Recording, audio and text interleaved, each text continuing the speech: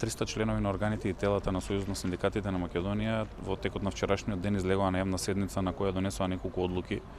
Покрај другото, доколку не се усвои предлогот на Сојузот на синдикатите на Македонија за дополнително зголемување на минималната плата за 6.000 денари и зголемување за 6.000 денари на сите останати плати,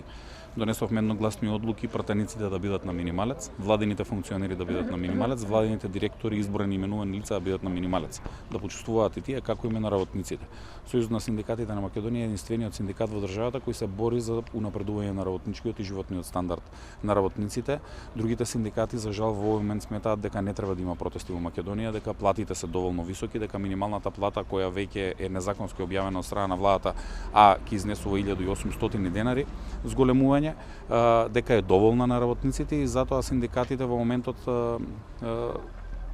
се на различен пат. На различен пат се поради тоа што едните молат и не бараат зголемување на минималната плата и на другите плати, а другите се борат и бараат зголемување на минималната плата и на сите останати плати. Ние како Сојуз на синдикати на Македонија покажавме дека не ни интересира која на власт и која влада ја води државата, но тоа што ни интересира е дали го почитува социјалниот диалог, дали ги зголемува платите и дали не прави напади на синдикатите. Доколку не се остварат барањата на ССМ, како што кажавме од текот на вчерашниот ден, се разбира улицата е решение каде што ќе ги изразиме нашите незадоволства,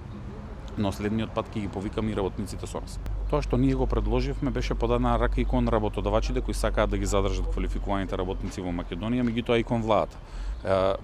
Предложивме во неколку чекори да се случи зголемувањето. Првиот чекор беше владата доколку може од едниот дел во буџетот во другиот дел во буџетот да ги субвенционира придонесите, не да ги даде парите на работодавачите, но во име на работниците да ги уплати во фондот за пенсијско и инвалидско осигурување за разликата од 6.000 денари. Вториот предлог беше да бидат ослободени работодавачите за овој износ од 6.000 денари, да ги плаќаат придонесите во период од 12 месеци, со што ќе им помогнеме да се реструктурираат и реорганизираат, да можат да исплатат повисоки плати, а од друга страна по истекот на тие 12 месеци да ги плаќаат придонесите за задолжително социјално осигурување. И третиот наш предлог беше да си ги плаќаат придонесите за задолжително социјално осигурување на целиот износ, односно на 500 евра минимална плата.